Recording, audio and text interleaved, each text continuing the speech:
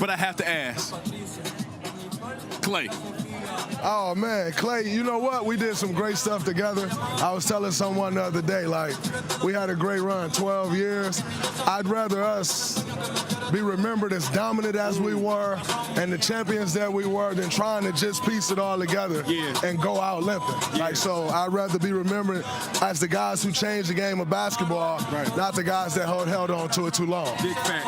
I think, Willie, the question has to be asked, bro, and I must talk to a person that's inside the source. Is the dynasty dead, bro?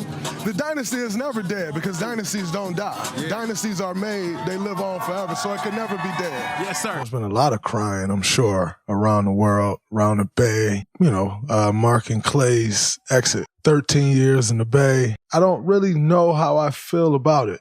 Klay told us last week, I don't know who all he told, but I know he talked to me. Pretty sure he talked to Steph last week. And he just kind of was like, yeah, man, like, just kind of started talking through the years. Like, been great. What we've done is so special. Like, you and Steph, my brothers forever.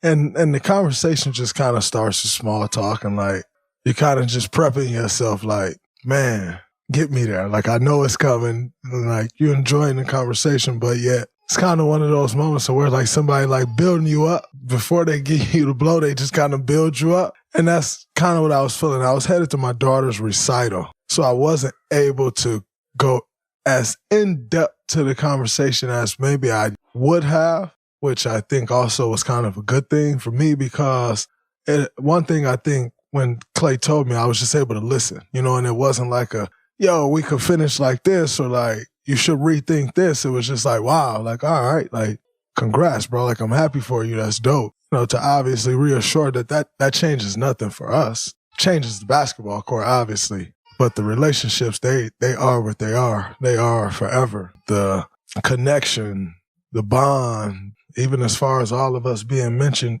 together, like that is forever. That will never change. I don't know. I haven't really been able to process the feelings. This morning, or not even this morning, maybe earlier today, I think I might have dropped a couple tears, a tear or two. You just kind of sitting there and thinking, and then I came across Steph's story and like saw the pictures. And it was very interesting to me because when I was going through Steph's story, like I went through it a couple times and it was just like, it was crazy to me how many of the pictures that he posted that I was also in. And so seeing that was like, man, like it just kind of take you back. Like it taking me back to the beginning though. Like when it all started and none of us really knew that it would end up being this, what it became. And just going through that, it was very interesting to see, like I said, how many of those I was in because I don't put myself in the same category with them two. Them two for me are like here, like out of the frame, like they're here. And so I dropped a couple tears just throughout the day. Not even necessarily exactly looking at the story, but I like to keep things the same. I like things to stay the same. And this sucks for me. This time of year always sucks because you build relationships with people and then like out of nowhere, they're just gone.